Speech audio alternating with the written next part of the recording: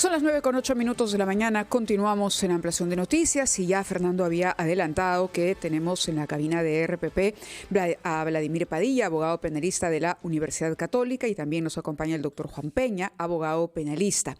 El asunto que nos convoca es el análisis jurídico de este caso, conocido como el caso Andrés Hurtado, por el nombre de uno de los protagonistas y de los personajes que viene siendo investigado, conocido en el mundo de la farándula como Chibolín. Ahora, antes que nada, queríamos preguntarle por cómo analizaron ustedes este cruce de comunicados que se produjo entre el Ministerio Público y el Poder Judicial, porque quedó la sensación de que en lugar de ir coordinadamente y de que esto siguiera un conducto que ya está establecido, parecía como una suerte de enfrentamiento. Es decir, reclamaba el Ministerio Público por una información que luego el Poder Judicial dijo ellos no habían hecho pública. Doctor Padilla. Claro, es con lo de siempre, ¿no? Sí. No fue mi culpa, fue tu culpa, y se echaron la culpa y al final de quién fue. Lo cierto es que ese tipo de medidas no se comunica a nadie. Es decir, estamos hablando del allanamiento. Así es. El Poder Judicial no debió haberlo dicho a nadie, ¿te das cuenta? Porque eso es exclusiva diligencia del Ministerio Público. Por claro, tanto, el Poder Judicial autoriza, pero todavía está en la etapa en que le toca al Ministerio Público la investigación. Por esa razón es que ese famoso tuit en el cual dice se ha ordenado el allanamiento es recontra equivocado. ¿Y qué es lo que, si te das cuenta que es un juego semántico, ¿no? Porque el Ministerio Público dice, el Poder Judicial ha soltado la resolución, y el Poder Judicial dice, yo no solté la resolución, solamente dije que ibas a allanar. Entonces, al final de cuentas, le aguó la fiesta. Informado sobre la resolución. Y es cierto que la resolución no se conocía, son 82 páginas. Pero sí hubo un tuit. Pero ya te dijeron, es como que yo te dijera, Fernando, por si acaso te vamos a embargar tus cuentas, ¿ah? Entonces, ¿qué vas a hacer? Vas a retirar la plata de tus cuentas, ¿no? Entonces, ya pierde ese efecto sorpresa, ¿te das cuenta? Entonces, prácticamente, durante el tiempo que se emitió la disposición, que se organiza el Ministerio Público y se ejecuta, obviamente se ha perdido información valiosa que podía haberse encontrado en esa vivienda, ¿no? Señor Juan Peña, usted es un abogado penalista con experiencia en varios casos complicados y estamos ante una realidad, un marco normativo modificado en los términos del allanamiento y el concepto de crimen organizado. ¿Qué ha pasado? ¿Qué cosa es lo que está sucediendo en el terreno? Hemos hablado con un abogado Riera que nos dijo que tomó solo 2 horas en llegar al lugar de los hechos. Luego nos precisó que le dieron la noticia telefónica a las 4, llegó a las 5:20. En fin, entendamos que calculó mal por las circunstancias tensas en que actuó. Pero aquí hay un problema que se está repitiendo con la presencia de los abogados en los allanamientos. Yo me pregunto, ya me lo pregunté en otras oportunidades, ¿qué hubiera pasado en septiembre del año 92 si hubiera habido que esperar a un abogado para allanar la casa de Abimael Guzmán? O si se allanó la casa, preguntarle, señor Guzmán, ¿tiene usted un abogado, por favor, que se apersone para poder detenerlo? Claro, es que hay algo distinto ahí. Por ejemplo, en el tema de Abimael Guzmán, era una persona que estaba con orden de captura, con lo cual no necesitas una orden de allanamiento. Pues tú, si como efectivo policial, si tú encuentras a una persona que está con este tipo de medida, tú puedes ingresar al inmueble sin necesidad de una autorización judicial siquiera, porque tú estás cumpliendo una orden judicial que tienen, capturar a esta persona. Entonces no es la misma comparación. Pero lo primero, lo que iba respecto al tuit del Poder Judicial y que lo preguntaron, creo que es algo que como ciudadanos no estamos poniendo atención a la publicación de actos de investigaciones que se dan en cualquier etapa de investigación procesal. O sea, tanto por el Poder Judicial como por la Fiscalía, es una falta a la administrativa publicar lo que se está desarrollando en una investigación. Y de repente, por un tema de publicidad, estamos dejando pasar que se hagan este tipo de actos porque atentan contra una investigación y contra una reserva. En el caso de la Fiscalía, un allanamiento a la vivienda de Andrés Hurtado, que es un personaje público, que la prensa también está siguiendo, digamos, es abierto, es público. La gente inmediatamente se va a dar cuenta de lo que está ocurriendo en un departamento de Miraflores. Correcto. ¿No? Cuando hay todo un despliegue, lo mismo en el caso de la vivienda de la fiscal. Así es, eso es correcto. Por ejemplo, si las personas o los medios de prensa se dan cuenta de que hay una medida de allanamiento, evidentemente la noticia va a comenzar a rondar. Sí. Pero lo que sucede es que ya la Fiscalía está ahí. Y lo que decía el doctor tiene toda la razón. Das en alerta a una persona que lo vas a allanar y eso puede alertar a la persona de poder obstaculizar o destruir documentos que existen en esa vivienda. Entonces, la noticia, si bien es cierto, pudo haber sido un tema de publicidad para el Poder Judicial diciendo, ok, no me caso con nadie, estamos ordenando el allanamiento, tiene un despropósito para la medida, que es una medida en reserva. Correcto. En la cual la Fiscalía coincide tiene que... con su colega en que ese completamente. primer tuit del Poder Judicial estuvo de más. Claro, que si bien es cierto, no señalas el contenido de la resolución, porque lo único que hay diferencia entre uno y otro es que tú estás dando los argumentos por qué permitiste el allanamiento, pero al final de la resolución es permitirle al Ministerio Público que ingrese a un domicilio que es privado y que autorizas para que puedan hacer incautaciones de bienes que efectivamente son importantes para una investigación.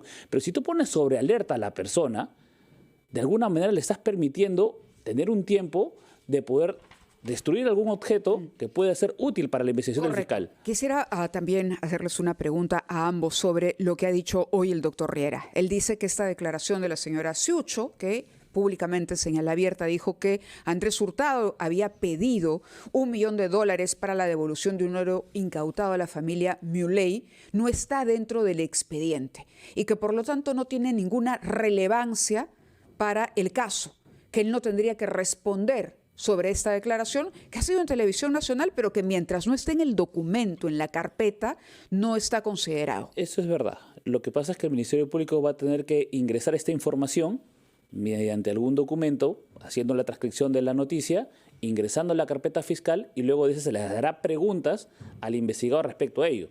Porque las declaraciones que uno hace a nivel público, ya sea en un medio de televisión, no tienen carácter de un acto procesal. Recién cuando se te interroga o una persona hace la declaración en una carpeta fiscal, el fiscal puede tomar esa información para poderla hacer indagaciones. En este caso van a tener que sacar, mediante una transcripción de audio y video, la declaración de la señora Ciucho, ponerla en la carpeta fiscal y luego de eso hacer el interrogatorio. Señor Peña, usted nos ha dicho con razón que los fiscales estaban ahí, pero no podían entrar porque no había abogado. ¿Qué está pasando con esta realidad? Yo quisiera que hagamos una pausa y después, tanto usted como su colega, el señor Padilla, nos expliquen qué ha cambiado en la legislación y si es favorable para la justicia o para los delincuentes esos cambios. Nos contestarán ambos después. Son las 9:20, estamos conversando con dos abogados penalistas que creo que no se conocían entre sí, por lo menos si es que he comprendido bien, y que no tienen que ver con los casos en curso que tienen una relevancia pública, como el que estamos viendo de Andrés Hurtado. Y la pregunta que había quedado planteada es, ¿qué ha cambiado realmente en el terreno para que los fiscales puedan hacer su trabajo y los jueces pueden ofrecer garantías de que ese trabajo se hace en el marco de la ley? Específicamente el tema de la presencia de los abogados, porque acá los fiscales que quisieron allanar el domicilio del señor Hurtado han referido que han tenido que esperar horas antes de que se apersone el abogado, en este caso es el señor Riera. ¿Por qué no se recurrió, por ejemplo, a los abogados de oficio? Entiendo que hubo un oficio que se remitió al MINJUS para que puedan enviar a un abogado de oficio. O sea, y si el doctor Riera llegó primero que los abogados de oficios, hay una descoordinación por parte de quien... Pasan de todas las maneras. horas en beneficio de la delincuencia. Ahora, no sé si en beneficio de la delincuencia, porque a ver, el fiscal ha estado en la puerta y no se había movido nada dentro del domicilio. ¿Cómo sabe usted? El fiscal, claro, es que si el fiscal está fuera de la puerta, le va a tener que ver si es que alguien entra, sale. No, pero puede haber habido alguien Pero dentro. había una persona dentro que trabaja, entiendo ahí, y que ella incluso dijo, bueno, hasta que no llegue el abogado no se entra, y sabe Dios qué pudo haber hecho esa persona, destruir documentos. Perdóneme, pero las sospechas en un caso de esta magnitud, de cualquier investigación, un papel es clave, ¿no? Sí, es verdad, pero también el tiempo en la que se conocieron los hechos al allanamiento, no solamente, o sea, se puede presumir de que si hubo una destrucción de documentos, no fue entre el... O lo que puede decir esta persona al interior, a ofrecer información, comunicarse con alguno del otro involucrado, en fin, pueden suceder muchas cosas. Sí, yo creo que de alguna manera esta norma, de alguna manera no solamente protege, como tú me dices, don Fernando, a los delincuentes, ¿no? Sino protege a cualquier ciudadano que sea investigado. Porque de hecho el contar con un abogado al momento de que se te hace un allanamiento y también una incautación de bienes, permite también a que evitemos luego sembrar algún documento, sembrar alguna sustancia. ¿Qué pasa? O sea, no hay que desconocer de que eso pasa hoy en día en el sistema judicial. Como abogados litigantes creo que sabemos que eso sucede a menudo. De hecho, hay denuncias también contra malos policías. ¿Sí? Que los fiscales siembran No los fiscales. En intervenciones policiales... La policía siembra. Ha habido casos en los que sucede y eso no lo podemos desconocer. Como abogado litigante me han pasado un par de casos haberlo visto y haber probado eso y haber denunciado a los policías que hicieron ello.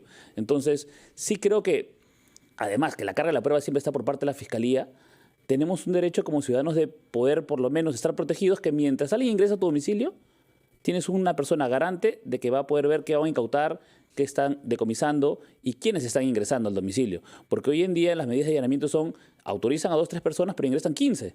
Entonces, una persona que no conoce Pero eso derecho... se puede denunciar. Se denuncia, pero al final lo que se denuncia al fiscal, esa denuncia termina en paralelo y la investigación que uno tiene como abogado o como investigado termina cuesta arriba porque ingresaron 16 personas al inmueble que no estaban autorizados y que no termina dándose la formalidad correcta. Yendo al caso de fondo, al caso del tráfico de influencias y a la situación que más o menos se conoce públicamente sobre esta investigación, el abogado no descartaba la posibilidad de que Andrés Hurtado se acogiera en algún momento a la colaboración eficaz. Él ha dicho que no va a guardar silencio, que va a hablar, que va a contar su verdad y que por el momento no hay colaboración. Pero en este caso en particular, para acogerse a la colaboración, ¿qué tendría que acreditar Andrés Hurtado?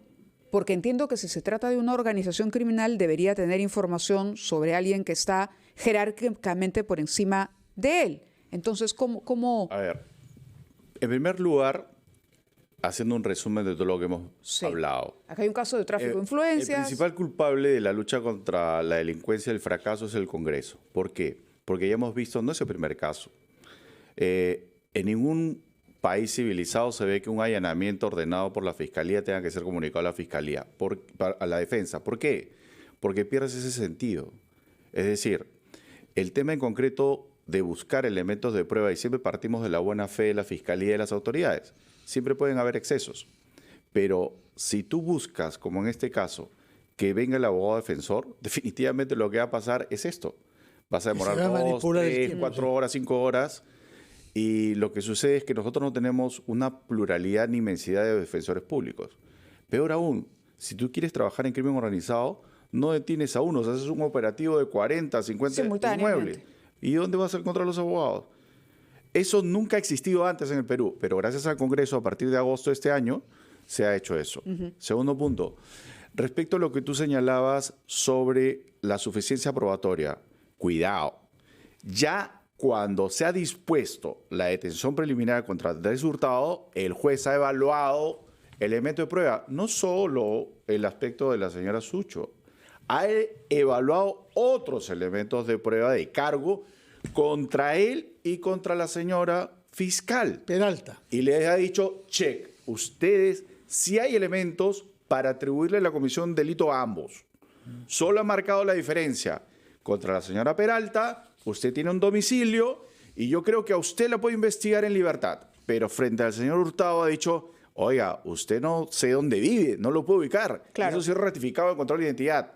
Por tanto, el hecho que se diga hoy día que, oye, Ana Sucho no es nada, el tema en concreto es, y eso no lo hemos necesitado para darle detención. Ajá. Ahora, por último, el otro punto que tú señalas, colaboración eficaz, fíjate, para este caso en concreto, yo siendo fiscal, no me interesa, porque ya tengo, si te das cuenta, los elementos, a no ser que el señor Hurtado me diga, no, yo tengo más información que venderte a cambio de mi libertad, por otros casos que tú no conoces, porque el colaborador tiene que darte información nueva, oportuna, veraz y efectiva. Muchas gracias, señor Padilla, por precisar la responsabilidad que el Congreso tiene con las leyes que aprueba. Solamente para complementar, de hecho creo que como estrategia lo que de repente mi colega el doctor Riera está pensando es, ok, yo no puedo, a ver, entendiendo que el que traficaba influencias, el señor Hurtado no tiene nadie encima,